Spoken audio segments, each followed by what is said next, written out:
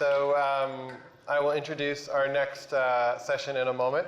Our next panel explores the power of healing, trauma, and mindfulness.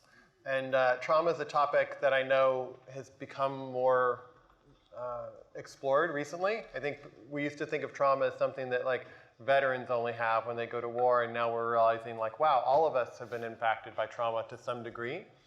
And so we want to begin to explore what is the impact of trauma on each of our lives, and how do we use mindfulness to better both contact that trauma and maybe potentially heal or better understand that trauma. So we have a really amazing group of panelists who are here to explore that with us. Shelley Tegelski is a community organizer, meditation teacher, and self-care activist. After spending 20 years in corporate America, she turned to teaching modern-day mindfulness full-time with a special emphasis on teaching mindfulness in public schools, nonprofits, and social justice organizations. Within 2 days after the mass shooting at Marjorie Stoneman Douglas High School on February 14th, she became heavily involved in logistics and organizing the March for Our Lives and teaching mindfulness classes and loving kindness classes for the community there. Sharon Salzberg, who many of you probably already know, is a central figure in the field of meditation, a world-renowned teacher and New York Times best-selling author. There's so much more I could say about Sharon, but I think you probably know Sharon. And then Rhonda McGee, who's a law professor, author, who you've met several times, will be also one of the panelists. And this panel will be moderated by our friend David Simas, who you've also seen recently. So please welcome Shelley, Sharon, Rhonda, and David to the stage.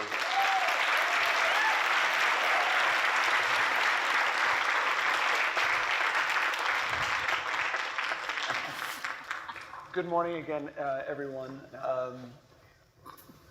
For this topic, in a good kind of connective tissue to what we described earlier when we had the discussion with Richie Davidson about the effect of different experiences on the brain and what it does to people. This is actually a wonderful segue into a discussion around trauma, healing, and mindfulness. You guys gossiping? And in this discussion, I think what would be important is first to level set around trauma and to explore it not just from an individual's perspective, but also from a community-wide perspective. And so to begin, Sharon, you have dedicated much of your life and your work to working with people with trauma. And so if you could begin by level setting around the way you think about trauma and the individuals that you have focused your time on. Okay, thank you. Well, I think of trauma as an overwhelming assault in a way on the resources we have inside, our ability to cope, whether it's a sudden, abrupt, tragic circumstance or just a kind of steady erosion of our sense of belonging, our sense of meaning. And in that way, I distinguish it from stress. You know, it's not just having a bad day and having kind of the pressure of stress, which takes its toll as well. But I think by the time we have that sense of disconnection that's so profound from our bodies, from our hearts, from one another, we're in different terrain. And somebody said to me once, because so much of my teaching actually has been just in kind of open groups, somebody said to me in almost a chastising kind of way, they said, there's always trauma in the room. You've got to step up to that. You know, you've got to really pay attention to that because it's true. I can't actually see you, but I'm sure that, you know, in this room, in every room, there's trauma. And because I think the essence of it is disconnection, and that's why I think mindfulness might play an intriguing role in some of that process of reconnection, of feeling a kind of wholeness or something intact, even as we struggle with whatever painful circumstance can happen, except for the people in the room who happen to have been there, and some very distinct work with, say, a soldier returning from Iraq or people like that, where there are issues of moral injury, you know, where that sense of disconnection from everything we once believed has really been threatened. Most of the work I've done has been with caregivers. It's people who are working with populations that have been traumatized. So international humanitarian aid workers or domestic violence shelter workers or hospice nurses or people, parents, people who are in a kind of caregiving role and experience what is sometimes called vicarious trauma. I think the line is a little bit artificial, actually, because so many of the experiences are the same. And I also want to say, I don't want to pathologize the state. Somebody, I think, once very aptly described trauma as a normal reaction to an abnormal experience or circumstance. Because it makes sense that we freeze, that we disconnect, we disassociate, or we lose touch, we get isolated in different circumstances. The question is not carrying that on forever, or not being solely identified with that state, but having a kind of bigger world that we can work and live in. And in those first responders, those caregivers, Sharon, how does that trauma, how does that manifest itself? What does it look like?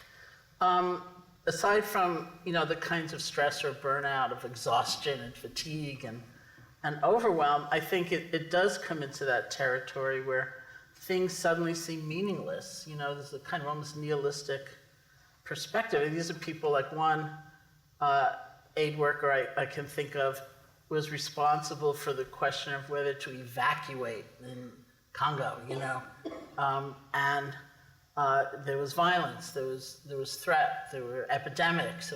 This is like a young person also trying to figure it out, let alone the people who are living there, whose home it is, where maybe they don't have a home anymore, and losing that sense of refuge anywhere. And so even though they may not have necessarily been directly, hurt in those ways, they absorb it, we absorb it. And so it's really that same sense of overwhelm and almost like despair, I'd say. And a couple of days after the murders, the shootings in Parkland, Shelley, whom we will hear from next, the two of you spoke, and you went to Parkland and you began to do some work, not with necessarily the caregivers, but also with some of the individuals who had been hurt. Say a little bit about that, given the perspective that you had with caregivers. Well, some of the people, I did a day in Parkland, and there was a mix of some kids, some parents, and some teachers. And what I learned from that day was actually the magic moment for me was when one of the women whose mother was a teacher there was not harmed that day, but the effect on the family was very strong. She said to me, I feel uneasy about being here in a way because these programs are so amazing, and I know the only reason they're happening is because this terrible, terrible thing happened, and I don't know how to get over that and just experience this. And I said, I don't know that we ever get over it, but we learn to hold them both at the same time. And one of the teachers, I'm told, went up to her at the end of the day and said, I feel like I finally got permission to heal. And I think that's much harder when you've been directly impacted, to feel like you're not forsaking, say, the memory of your child, or you're not abandoning the truth of what you went through, but understanding that it's not a selfish thing to, again, connect in a wider way with joy, with love, and so on. Wow. And Shelley, obviously you were there in the community after those children and teachers were murdered. You made the decision to engage and run into that. say a little bit about what you saw, not just from an individual perspective around trauma, which is real, but say a little bit about the community and how it and they experienced trauma. So it's really interesting. I was thinking about this for the last few days, and I certainly am not a brain scientist, so I don't have any research on this, but I can put the population, I think, into three categories. There were individuals who were in a fog, in shock, of course, and then assumed this path of sort of traditional therapy. There was a second category of individuals that, as Ivy Seamus says, pain should not be wasted, and they became of service. They started to really direct their energies into being of service to others, even though they themselves were also in pain. And then there was this incredible activism movement that also came out of this tragedy of March for Our Lives that a lot of us got behind. And what I can tell you is that, just from my own perceptions, again, that the second group, the group that was in service, or that is in service to people, seems to me to be the group that is functioning a lot better, because they are able to form connections. And I didn't really know how to describe it until last week, when one of the mothers, actually, who was in the Search Inside Yourself training that we did for the Parkland leadership, during one of the modules that was being taught, she had this aha moment, and she took the mic and she stood up and she said, after the shooting, people would come up to me and say all sorts of things, but the thing that I hated the most that people said to me was, everything happens for a reason. Yeah, exactly. And she said, and now it's like, I now understand that I am reclaiming I have been able to now reclaim this ability to basically say that I am able to subscribe meaning to what happened. And that was just so powerful, because she's one of the individuals in the community that has been really engaged in being of service to others, to really recognize that she's not alone, that everybody's walking around in trauma in the community. And the other thing I wanted to say, which, Sharon, you alluded to this, vicarious trauma. There's so much survivor's guilt that happens. And I think what's really interesting is that, we tend to think about the people who are really going through PTSD that are at the epicenter. We immediately think about the families and the teachers and students, right? But I look at it as these concentric circles that just sort of come outward, because really we've been walking around our community and everybody's in trauma. And I can relate it to, I was thinking about 9/11. When 9/11 happened, whether you were here in New York City, whether you were watching it on TV, whether you knew somebody who was affected, it was like our whole country was experiencing some measure of PTSD. And I think that as a community, and then certainly as a culture or society, we don't acknowledge the fact that even if you're out on the fringe of that circle, that you still have the permission to be in pain and to have that pain be acknowledged. And so Shelley and Sharon, the two of you have described in some ways trauma around specific events that radiate not just from the person who has been harmed, but the person who comes to help, and then expands to a community in terms of the effect. Rhonda, it isn't just, however, trauma around a specific event for a community. You and I were just talking about one moment I will never forget, when Mrs. Obama was with some middle school kids in Chicago. And one of the girls said to her that when it's nice outside, she's unhappy. And when Mrs. Obama asked her why, she said, because when it's nice outside, that means we go out and play. And when we go out and play, kids can get shot. Now, whether or not that young woman had actually experienced violence, or anyone in her family had, is important, but this is broader. So could you talk a little bit about, not related to specific events, about trauma in a community, more broadly speaking? Yes, and thank you. Thank you for all of your sharings and for this beautiful segue into this piece of the conversation, David.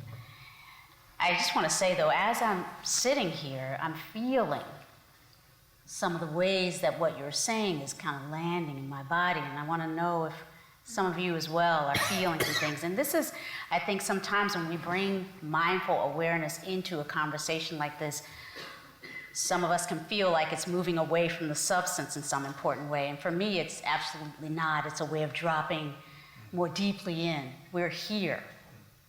This is not just a cognitive and intellectual conversation. This is, our bodies are in this and being impacted, yes? So as we continue this conversation, just feel your way into what you need to feel grounded as we continue to really turn toward these difficult things. We can do this, but it helps to be together as we do this. So systemic, collective, cultural, intergenerational trauma.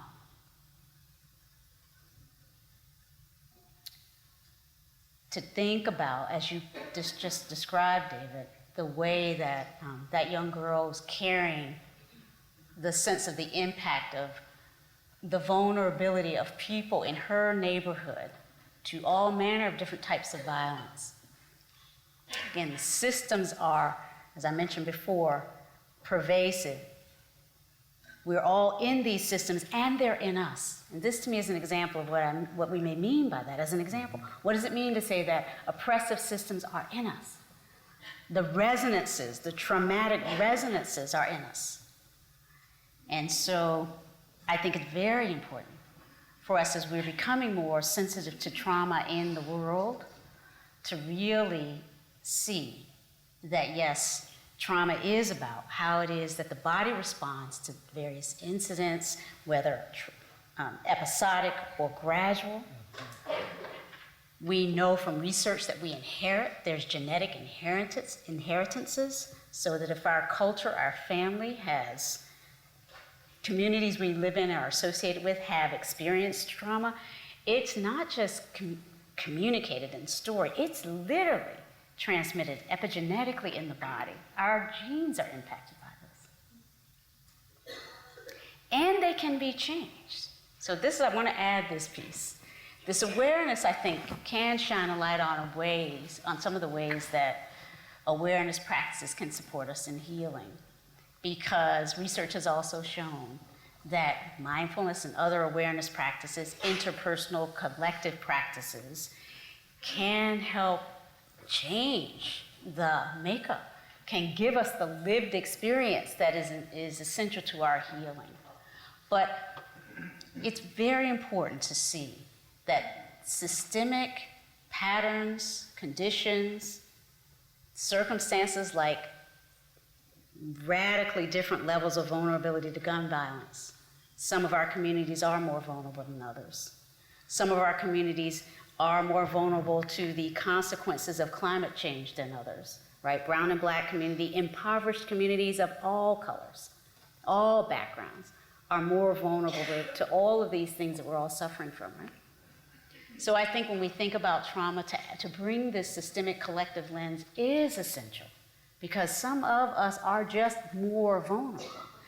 And then once we're kind of able to see that more clearly, our commitments to awareness in the world can help us do that work of building communities that are more resilient, starting with ourselves and including ourselves.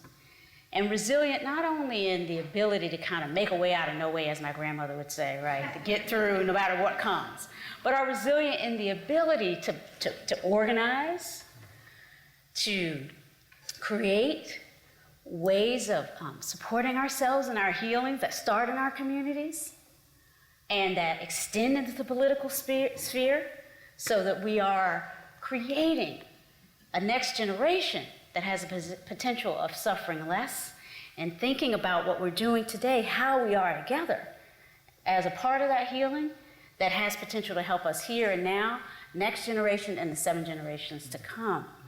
So, this is, I think, the potential of mindfulness for us as we think about trauma. Sharon, back to you on understanding that there are many layers and it's just not an individual. However, beginning with the individual and along that path to healing, describe how, in your experience, mindfulness can help healing, or can, in some individuals, actually heal. What is it that happens there that makes this part of the solution for an individual? Well, as I describe trauma as this kind of often profound sense of disconnection. Almost the very nature of mindfulness is connection, right? We connect to what we're feeling. Rhonda just demonstrated it so beautifully. We connect to what we're feeling. I mean, even though we're having a conversation and even though they're uncomfortable feelings, we learn how to be with what we're feeling differently. So it's 2 parts, actually. It's being with what we're feeling and differently. We're not adding shame and anger to what we're feeling. I shouldn't be feeling this. I should be beyond this already, or I better hide this, or they better hide because they're making me uncomfortable, or, we can have the ability to feel what we feel, which is priceless, actually, because that creates some space. Then we have a choice. Do we want to act on that feeling, or do we want to just let it be there and be kind to ourselves in the presence of it? We have the ability, one of the keys is titrating. When I first learned meditation, one of the kind of startling theories behind it was that suffering itself is not redemptive. The point is not to suffer.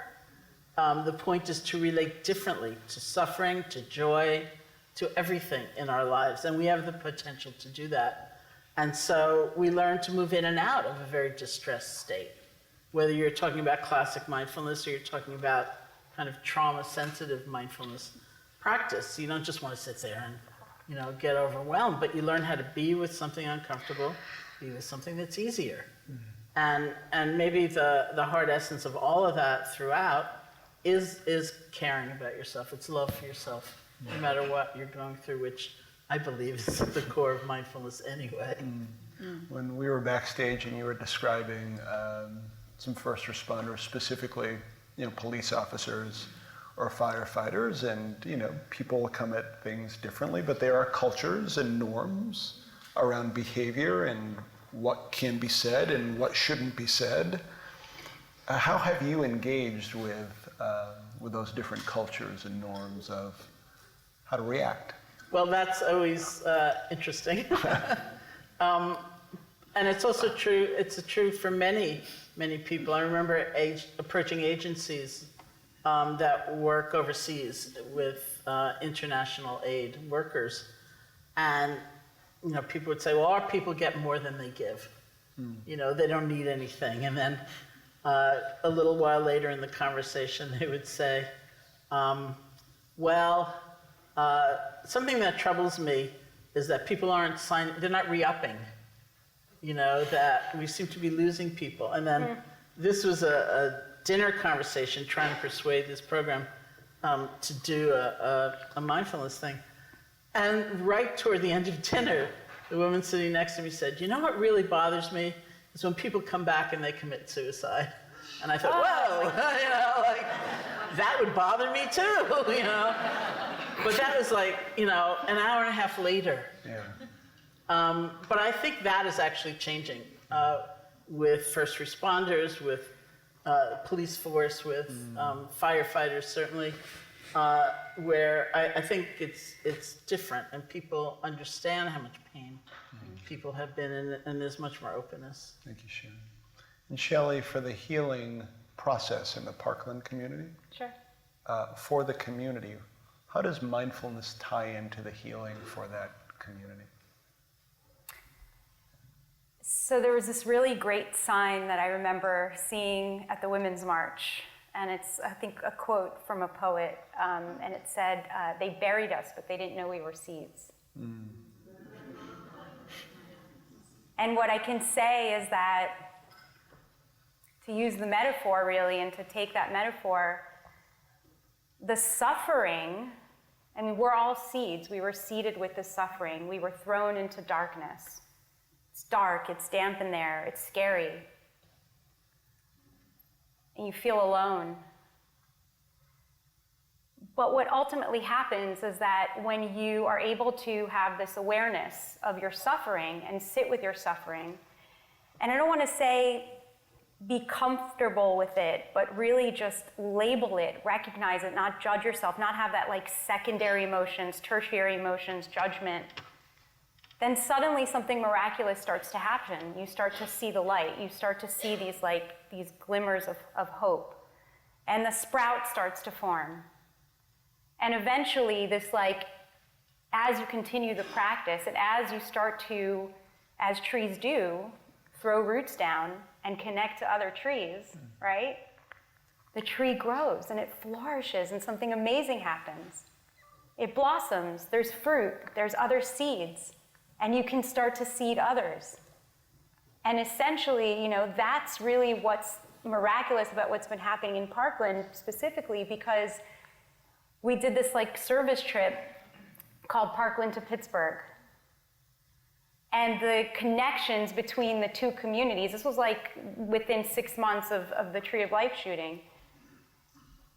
The similarities, the connection, the ability to see the suffering and have that same language of loss and grief with somebody you've never met before, and being able to now comfort that individual and make sure that they have a safe space to not have to wear a mask, because you understand them and you're able to then usher them into into healing. And you mentioned also the recent retreat that Sharon and I co-hosted with a lot of other really incredible individuals in Barre, Massachusetts, in August. And we had 40 survivors from almost a dozen communities. From everywhere: Aurora, Columbine, Las Vegas, and from Chicago. Hey, now. And it was incredible to create this cocoon, this safe space, and to hear the advice. Sometimes we feel like the advice is not welcome, but in that space, it was liberating. It was liberating. So the way that we use mindfulness is to, first of all, give people permission to feel what they're feeling without judgment. We give them a pathway and the tools that they need to be able to then be able to hold their pain and still find joy in that duality. So we always say that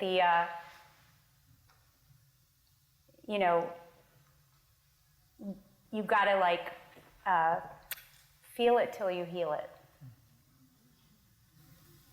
Rhonda, in communities that have experienced systemic-based trauma, how do you take what in essence is a very individualistic, at its core, practice, and then radiate it beyond specific events in a way that can be systemic? Well, I'll have a friendly amendment to the question of, is it individualistic at its core? Uh-huh. Is it? I mean, it's been received in our culture as a very individualistic practice at its core, but at the same time, we know that we wouldn't be here, we wouldn't be the beneficiaries of these practices if they hadn't been lovingly developed, held, shared, deepened in community, in connected experiences. So I think it's very much both and. We have our own personal commitments. What will we do to deepen our awareness? And that's real. And I think one piece that really needs to be amplified, and I see this at work in communities who have suffered in the Black community and brown communities and places where, as a law professor and working with people who are advocates for others who are suffering, whether at the border, in the immigration struggles we're dealing with right now, or in death penalty related work, there are lots of ways that that suffering shows up collectively, and the healing needs to happen collectively. So beautifully, both Sharon and Shelley have talked about ways that they've seen these practices support the kind of individual to collective transformation that can happen after an incident or in an individual's life. That can happen anytime, anywhere, and I think has to happen more and more, anytime, anywhere, right here, for example. So we can be thinking about particular communities that have suffered, and I've seen in my own experience, again, even just last week, coming from the Black Buddhist gathering, whoa, what it was like to create safer spaces where we could lean in and lay down our burdens and feel the support of being vulnerable together and of crying and wailing and letting ourselves hum out what has been humming inwardly in the body and making us jangle and making us uneasy for maybe all of our lives. I think all of us in different ways need something like that. And all our communities, especially given the challenges that we all are facing these days, are going to need something like that.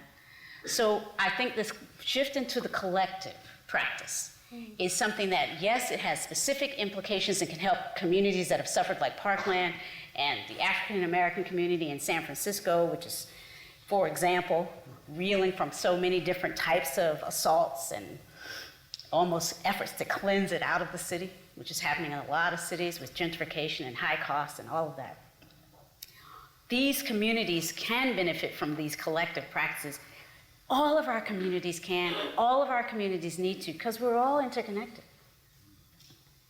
The way that any of these communities are suffering in the ways that we've described is in ways that we need to work to see connected to how we are all living. And so how it is that we tend to privatize our suffering and get into the ways in which we kind of fear each other is directly related to what's making some communities more vulnerable than others. So if we can all figure out ways to bring a more collective vulnerability, kind of robust, if you will, right? Can we be vulnerable with each other? Can we create spaces where from that place of vulnerability we can connect more deeply with our common humanity? That is what I think this next wave of mindfulness in the world needs for all of us. That's a wonderful way to wrap up this session. And so Sharon, Shelley, and Rhonda, thank you for your work, for what you do and continue to do. Thank you, Dave.